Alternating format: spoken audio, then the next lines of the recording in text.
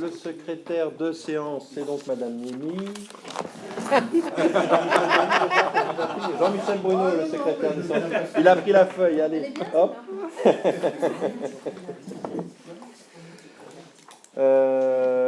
Voilà, on va avoir un conseil correctif. Je rappelle au public, mais ce n'est pas le public qui avait la semaine dernière ou la dernière fois, mais je rappelle quand même que le public n'a pas la parole. J'ai eu des plaintes de conseillers municipaux qui étaient perturbés la dernière fois, donc je le rappelle, même si les personnes présentes dans le public actuellement ne sont pas celles qui ont créé des perturbations la dernière fois.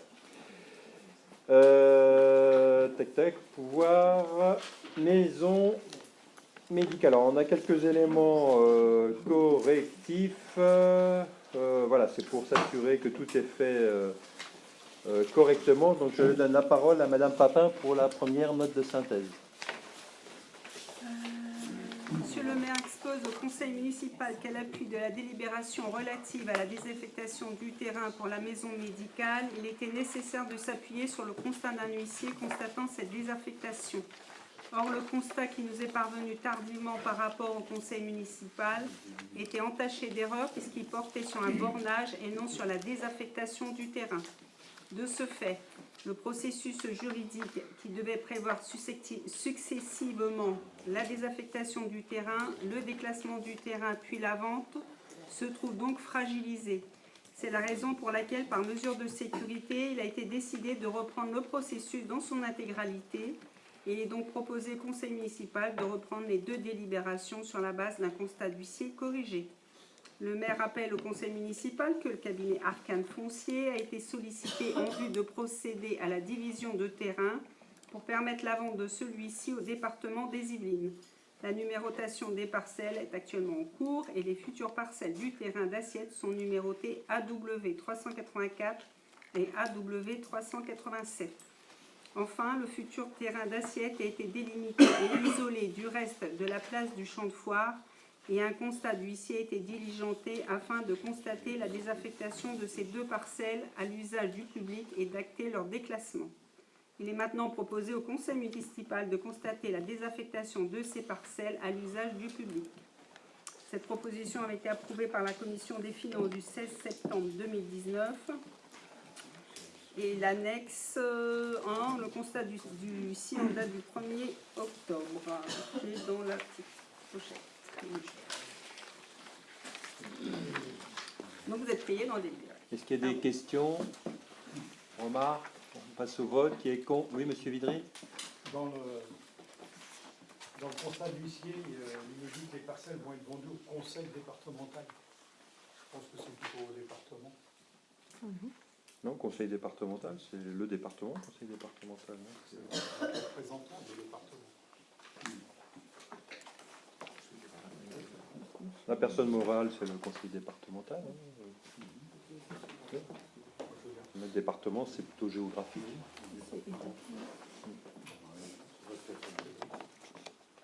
Là, c'est bien le conseil départemental en termes de personnes morales. On est bien sur, non pas un service déconcentré de l'État dans le département des Yvelines, mais bien, on parle bien du conseil départemental, personne morale, avec ces conseillers départementaux qui nous représentent dans le territoire. D'autres questions, remarques? On passe au vote. Qui est contre? Qui s'abstient? Qui est pour?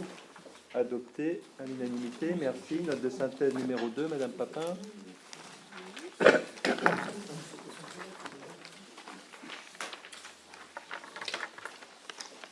Monsieur le maire rappelle au conseil municipal que dans le cadre de la construction de la future maison médicale, il est prévu de vendre le terrain d'assiette au conseil départemental, celui-ci étant le maître d'ouvrage du projet. La commune de Saint-Arnaud-en-Yvelines est propriétaire des parcelles 6 à l'intersection de la rue Jean Moulin et de la rue du Mont-Midi à Saint-Arnaud-en-Yvelines, 78 730, cadastré AW 384 et AW 387 d'une superficie de 762 m², qui serviront prochainement de terrain d'assiette au projet de construction d'une maison médicale. Par courrier en date du 30 juillet 2019, le conseil départemental nous a fait une proposition d'achat d'un montant de 160 000 € pour l'acquisition de ces parcelles, suite à l'estimation réalisée par les domaines. Afin de mener à bien le projet, il est nécessaire de céder ces terrains au conseil départemental. Cette proposition a été approuvée par la commission des affaires sociales du 11 septembre 2019 et par la commission des finances du 16 septembre 2019. L'annexe a été transmise aux membres du conseil municipal. C'est la proposition d'achat du conseil départemental.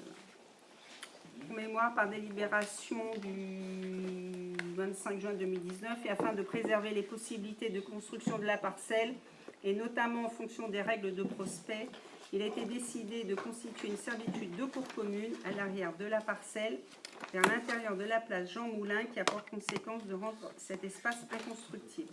Vous êtes priés d'en délibérer. Il y a des questions, des remarques? On passe au vote. Qui est contre?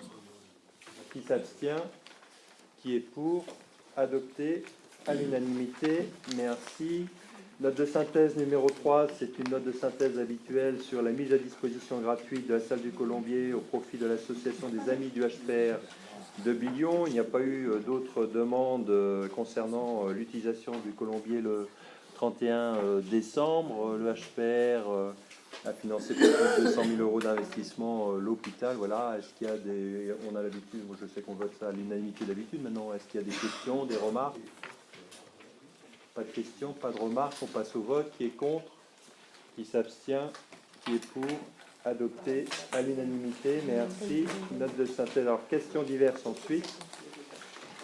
Question numéro 1. Notre groupe a déposé une question écrite ayant pour objet la signalisation horizontale sur le territoire de notre commune le 19 septembre 2019. Lors du conseil municipal du 24 septembre 2019, vous avez chargé votre adjoint Jean-Michel Bruno de répondre. Concernant le répandage de billes de verre, dispositif rétro-réfléchissant améliorant la sécurité pour les usagers, la réponse n'a pas été apportée. Nous rappelons que ce dispositif rétro-réfléchissant fait l'objet d'une recommandation en agglomération où l'éclairage n'est pas permanent et d'une obligation hors agglomération. Pourquoi les directives nationales ne sont pas respectées à Saint-Arnoult, en Yvelines? Quand et comment pensez-vous remédier à cette insécurité routière? Monsieur Vidril, pour le groupe Notre Ville, votre avenir, je donne la parole à monsieur Jean-Michel Bruno. Donc, s'agissant de la question de monsieur Vidril, au sujet du répandage des billes de verre, dispositif rétro-réfléchissant, le conseiller pour son groupe juge notre réponse du 24 septembre incomplète. En fait, notre absence de réponse précise, il y a 2 semaines, résulte du fait qu'il n'existe, malgré ce que pourrait laisser supposer l'énoncé de la question, aucune norme ni aucune prescription certue qui oblige à adjoindre aux peintures routières des micro-billes de verre. Si tel était le cas, tous les passages piétons de France devraient être mis aux normes et un grand nombre le serait déjà, ce qui n'est pas le cas. Après maintes recherches, la seule norme qui existe concernant la granulométrie de la microbille, à savoir celle d'être de type B2 selon la norme NFP 98-640. De plus, ces microbilles doivent être épandues sur de la peinture fraîche et non a posteriori.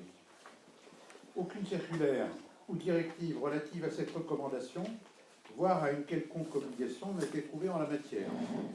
À ce stade, il n'est pas possible de donner des dates précises de réalisation des travaux, des demandes de devis étant en cours. Voilà le truc auquel s'élèveraient ces modifications. Merci. Question numéro 2. Vous nous avez informé que le laboratoire d'analyse devrait venir s'installer dans la future maison médicale, alors que l'assurance maladie accepte une évolution de 2,5% par an de dépenses globales autorisées par les soins. Elle refuse toute évolution pour les examens de biologie médicale. Cela veut dire, pour les 500 000 patients quotidiens des laboratoires, une qualité de service dégradée, entre parenthèses urgence, délai de rendu des résultats, fermez la parenthèse, industrialisation d'une activité médicale, moins de laboratoires de proximité. Des grèves menacent si cette pression tarifaire se confirme. Monsieur le maire, pensez-vous que, dans ces conditions, le laboratoire de Saint-Arnoult va survivre et qu'il pourra s'installer dans la future maison médicale? Alain Vidril, pour le groupe Notre Ville, Notre Avenir. Je donne la parole à Madame Papin pour la réponse. Nous menons régulièrement des contacts avec le laboratoire d'analyse médicale. Un prochain rendez-vous est en cours d'organisation pour évoquer les conditions financières de son intégration dans la maison médicale. Et à ce stade, le laboratoire ne nous a pas fait part de difficultés de cet ordre. Merci. Question numéro 3. Ce dimanche 29 septembre, merci, là, oui. Ma compagne et moi sommes allés au marché de Saint-Arnaud-en-Yvelines. 5 commerçants. Quelle déception. Une vingtaine de clients. Il y avait tellement de places vides que les commerçants ont stationné leurs fourgons et camions à l'intérieur du périmètre du marché. Du jamais vu. Les commerçants présents étaient les 2 primeurs, le poissonnier, le camion volaille, gibier, plat cuisinier, un très petit étal pour des huîtres de Normandie. Nous avons décidé d'aller à Clairefontaine pour voir le marché qui existe depuis 3 semaines. Quel étonnement! Une cinquantaine de clients et 10 commerçants avec des étals plus variés. 2 fois plus qu'à Saint-Arnaud-en-Yvelines. Quels sont ces commerces? Poissonnier, Benoît Chapelle, avec un étal 4 fois plus grand que celui de Saint-Arnoux et plus de choix. Fruits et légumes, Alexandre Bouclet. Boucherie, plat cuisiné, Éric Lefebvre. Jeunes pousses, aromates, fleurs comestibles, Imar Bellet. Thé infusion Allison. Crèmerie, fromagerie, Nastasia Wojcinski. Produits de la ferme de la Hunière, Christophe Robin. Produits bio-italiens, Fabienne Giraud du Rando. Huîtres de Noirmoutier, coquillages crustacés, René Adrien, Fleur, Marie Guérardi. À la fin du contrat avec le gestionnaire de notre marché dominical, vous avez mis en place une année d'essai avec le même gestionnaire, puis vous avez renouvelé un contrat avec le gestionnaire incapable de faire prospérer notre marché, ni même le maintenir au niveau d'origine. Quelles étaient les promesses de ce gestionnaire et pourquoi notre marché périclite alors que le nouveau marché de Clairefontaine est bien à l'achalandé, varié et vivant? Monsieur le maire, qu'allez-vous faire pour dynamiser notre marché dominical? Monsieur Vitril, pour le groupe Notre Ville, Notre Avenir. Votre avenir, pardon. Je donne la parole à Monsieur Bruno, Jean-Michel Bruno. Oui, sur ce sujet, donc la question 3, le conseil municipal a eu à connaître de l'évolution du marché dominical à 2 reprises en 2018. Le 15 février tout d'abord, où il a défini la nature de la commande publique et a adopté le principe d'un avenant au marché antérieur, qui avait été lancé en 1993 sur une durée de 25 ans. Et ceci, l'avenant, lui, a été pris pour 1 an, donc jusqu'en avril 2018. Et au conseil municipal du 11 septembre 2018 pour lancer la procédure d'appel d'offres, laquelle a été lancée effectivement le 27 décembre avec l'ouverture des prix au début février 2019. Historiquement, tout d'abord, il s'agit en fait d'un vieux marché dénommé Traité d'exploitation des marchés du 1er avril de 1966 pour 25 ans, et donc renouvelé en 1993 pour 25 nouvelles années, et lequel le dernier marché avait prévu un renouvellement tous les 5 ans. Ce qui nous amène en mars 2018, après donc 50 ans de gestion avec cette même société. Déjà, des soucis étaient apparus sur certaines questions de respect de l'hygiène, de respect des règlements sanitaires et de la sécurité, en particulier le flottement de l'arrière, si on peut dire, appeler ça comme ça, avec de plus une évolution de fréquentation commerciale plutôt moyenne sur la longue durée. Dès février 2018, avec Jean-Claude Husson et les services, nous avons eu des réunions avec le directeur général de la société attributaire de l'ancien marché qui reconnaissait lui-même, entre guillemets, une insuffisance de suivi dans la gestion. Il nous fit part d'une volonté de réorganisation territoriale de ses responsables et qui avait alors suggéré des pistes pour une stratégie commerciale plus dynamique, ce que nous souhaitions. Une nouvelle réunion a eu lieu en avril 2018 en présence du directeur général accompagné du directeur régional de la société, laquelle société au passage couvre 250 communes en France, 365 salariés, un chiffre d'affaires de 9,3 millions d'euros. C'est les valeurs de l'exercice 2017. Et un nouveau régisseur placier était nommé à Saint-Arnaud, désigné à Saint-Arnaud. Force était alors de constater que la réorganisation territoriale était donc en route avec 2 nouveaux responsables, un régional et un pour Saint-Arnaud, qui était un nouveau régisseur placier, ancien lui-même commerçant de Rambouillet, qui couvre désormais le Sud-Yvelines, une partie du Sud-Yvelines et l'Essonne au total, c'est-à-dire Brétigny dans l'Essonne par exemple, pour donner un exemple, 4 communes au total. Donc un temps plus long par rapport à la situation antérieure, plus long de sa présence sur place au début du marché. Suite au vote du conseil municipal de février 2018 en faveur de l'avenant, pour 1 an, pour le prolongement d'1 an de l'ancien marché de 93, il nous a été permis de juger en 2018 et au début de 2019 d'une amélioration nette dans la tenue et le suivi du marché, sans toutefois que les efforts relatifs à la prospection commerciale soient nettement perceptibles. Ainsi, le marché à mi-2019 se retrouvait plutôt mieux tenu en termes de fréquentation commerciale, avec la présence entre de 5 à une douzaine d'étals au maximum, selon les cas.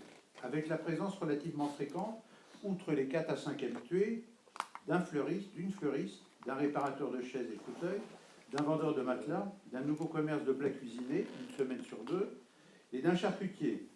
Plus sporadiquement, des apporteurs de produits locaux, huile d'olive, vin, etc., complétaient souvent les places vides. Vous savez qu'en plus, dans les obligations, il y a nécessité pour le prestataire de réserver un certain nombre de places, le pourcentage de places, qui est, si j'ai bonne mémoire, de 40%, réservé pour des personnes de passage. Donc on a à la fois des abonnés et donc des gens qui viennent plutôt irrégulièrement et d'autres qui viennent le matin même. Certes, il s'agit d'une ampleur encore modeste d'amélioration pour couvrir régulièrement tout l'espace commercial.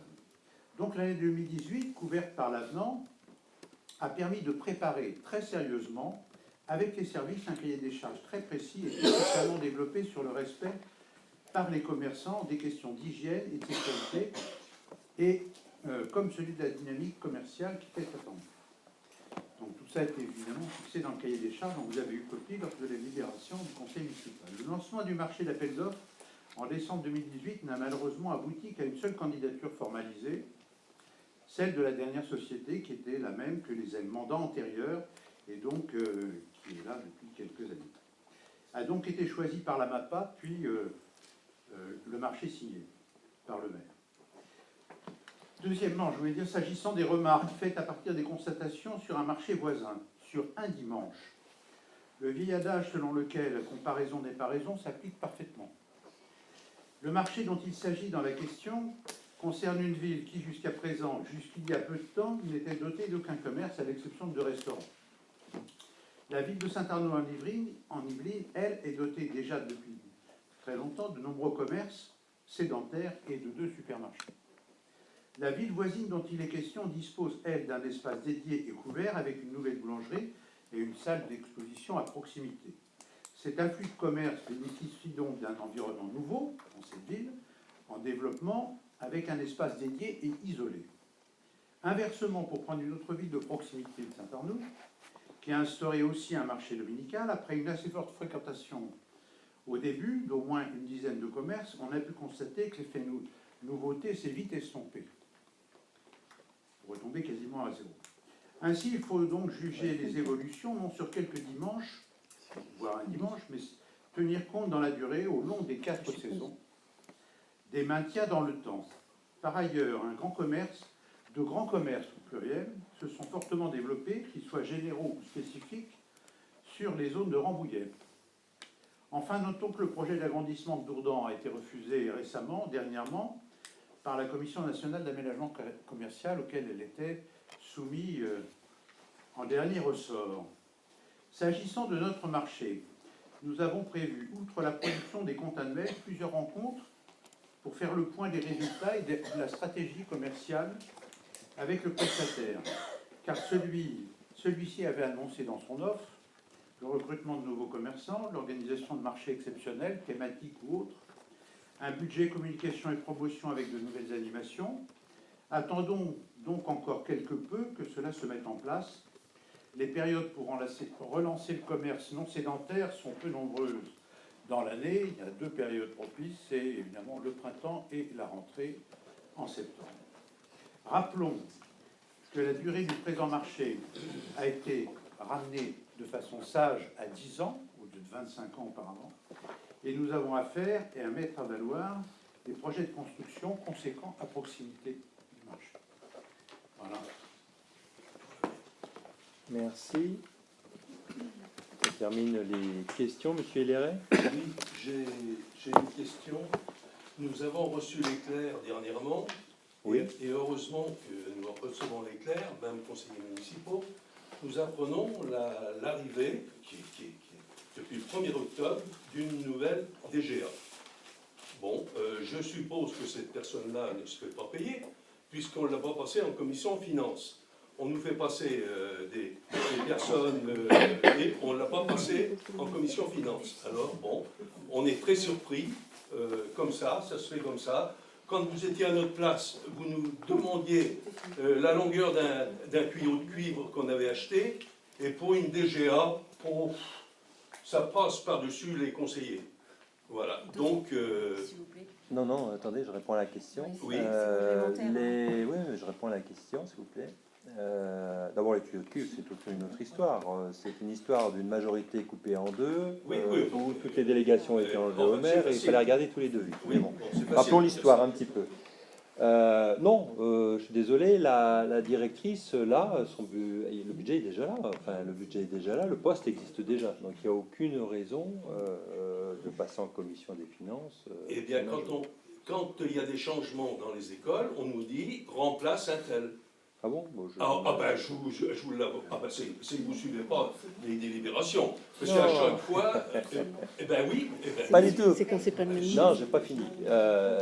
J'ai bien noté que vous vouliez poser des questions, mais non, quand on fait les remplacements dans les écoles, que ça passe en conseil, c'est parce qu'il y a des promotions qui font qu'il faut recréer un poste et en supprimer un autre. C'est une autre technique. Voilà, c'est lié à l'organisation des postes dans l'administration. Ça n'a rien à voir avec le budget. Madame Zec, Madame Cosima. que devient Madame le poste de Madame Cosema, son contrat n'a pas été renouvelé. Voilà, elle est restée 1 an. Et voilà, maintenant, elle est ailleurs. C'est quand même un poste un peu structurant pour la commune. On aurait aimé. Oui, on aurait aimé. Bon, Sans j'espère en que vous aller êtes à au nous courant, faire voter monsieur des de la choses au moins majorité. numéro. Nous, on n'était pas au courant toujours que... C'est des gens avec qui on a travaillé régulièrement en C'est en pas la peine de commission. venir au C'est conseil. quand même bien qu'on soit au courant. Quoi. D'accord. Bah, ça me paraît le minimum. Les mouvements de personnel, quand même, surtout à ce stade-là, on aimerait être au courant quand même. Je demande au service de rajouter ça dans les informations, comme ça on aura ça. Je ne sais pas si c'était dans les infos, dans le feu roulant, voilà. Donc on a cette personne qui remplace l'équivalent de Madame Cosema. C'est pas l'équivalent, là, on est plus sur une directrice générale adjointe que sur une responsable de pôle. Voilà. Donc les salaires sont identiques. Les salaires sont pas identiques, non. Ben alors, on devrait le passer en commission finance. Je Absolument regrette. pas, non, Ah il n'y a ben, pas de besoin. écoutez, dès qu'il y a une dépense, on doit le passer en commission finance. Absolument pas, moi je suis dans le budget. Bon, Donc, bon, voilà, ben, on d'accord. vote le budget par chacune. Peut-être que je vous réexplique comment fonctionnent Oui, oui. les finances publiques dans une collectivité territoriale, je veux bien. Voilà. Le seul groupe qui s'est formé sur les finances et l'urbanisme depuis 2006, c'est mon groupe. La seule formation qui a été faite depuis 2006 et qui n'était pas de mon groupe, ou 2008 je veux dire, c'est une formation en 2012 demandée par un élu d'opposition, parce que nous étions déjà dans la majorité, c'était pour la réalisation d'un site internet. Voilà. Le seul groupe qui s'est toujours formé, c'est le mien. Voilà. Et depuis 2006 on se forme. On sait comment fonctionne. Est-ce qu'on nous a proposé, nous, opposition, une formation? Ben, c'est dans le budget. Donc, comme je vous parlais de commission finance, on en parle tous les ans à la commission finance et tous les ans on vote le budget. Vous ne le consommez pas, c'est votre droit. Nous ne consommons pas votre budget. C'est aussi un fait. Donc, maintenant, vous ne voulez pas le consommer, c'est votre problème. Vous nous le direz, vous le rendez à la commune, ben, vous le rendez à la commune. Vous vous êtes jamais formé depuis 10 ans. Bon, nous nous formons, donc on sait comment fonctionne un budget, puis on a une administration qui nous épaule, mais on comprend ce qu'elle nous dit. Voilà. Vous devriez vous former à la communication. Ça ne vous ferait pas de mal. Non, communication, ça va, je m'en sors plutôt bien. Voilà. Bah, Ne vous la inquiétez preuve que pas. non, puisque- Non, mais la population qui Ça, nous c'est demande des c'est explications, votre avis. Mais voilà. C'est tout à fait la ça. population qui nous demande des explications sur cette... jusqu'à maintenant, on disait, on ne sait pas. On pourra leur dire que c'est le maire qui a embauché, et nous, on n'est pas au courant. Voilà. Si vous voulez. Voilà comment ça se passe à la ville. Une fois de plus. Non, il n'y a pas une fois de plus. Alors, Si, si. franchement, il n'y a Si, pas si, photo si, entre si. avant et après, hein, franchement. Oui. Ah, faut pas Oui, rigoler. c'est vrai. Est-ce qu'il y a d'autres questions? Monsieur Bertrand Bruno. Je voulais juste savoir où en était la procédure des IUP du centre-ville. Nous sommes toujours dans l'attente de, je crois, l'arrêté, c'est ça, d'expropriation. Le juge. Déplacement du juge. Ah, on attend le juge. Il faut que le juge se déplace sur notre terrain. Voilà. Ouais, tout à fait. J'ai eu une discussion dans un corps d'une réunion hier avec le département et les PIF pour autre chose. Et j'ai posé la question, je lui ai dit ça commence à bien faire cette histoire, on est toujours en train d'attendre quelqu'un pour pouvoir avancer sur ce sujet du centre-ville. La réponse qui m'a été faite, c'est que le Grand Paris pompe beaucoup d'énergie, de tout type d'énergie, même les entreprises, on voit qu'elles ont du mal à répondre au marché public. Et c'est aussi le cas manifestement pour les juges d'expropriation quand il faut agrandir, voilà, ou faire évoluer le Grand Paris. On est un peu en concurrence avec ça. Toujours est-il que voilà, j'ai relancé les puces hier. Qu'est-ce qu'on fait? Où est-ce qu'on en est? Voilà. On attend que le juge se déplace sur place. Et puis après, il doit y avoir une séance pour qui fixe les tarifs. Et ça peut se faire en 2 étapes s'il le voulait. Il pourrait le faire dans la continuité, mais il peut aussi décider de faire ça en 2 étapes avec des durées indéterminées entre les 2 étapes. Voilà. Nous en sommes là. Deuxième question qui n'a rien à voir, mais l'avancement de la fibre sur Saint-Arnoux. L'avancement de la fibre sur Saint-Arnoux, j'en sais rien, ça avance, on le voit, mais j'ai pas d'informations. Comme ça a été expliqué lors de la réunion publique, nous ne savons pas à quel moment et qui va être déployé. On sait que, à ma connaissance, il n'y a pas encore eu la première livraison, mais ça ne devrait pas tarder, je pense. Ils avaient dit octobre, donc je pense qu'on approche, c'est peut-être fin octobre. Et puis c'est un déploiement jusque fin 2020. Mais on sait que les commercialisations et donc la communication qui va avec ne sont pas faites. Elles ne seront faites qu'après les 3 mois de gel. Donc on est sans doute dans la période de gel. Maintenant, est-ce que ça se termine le 15 octobre, le 20 octobre, le 31 octobre, je ne sais pas. Après, il y aura une communication sur... Après, c'est ouvert à la commercialisation. Donc j'imagine qu'il y aura une communication des entreprises. Oui. Voilà, de quelle manière, je ne sais pas. Ok, merci. Est-ce qu'il y a d'autres questions? Écoutez, merci, bonne soirée.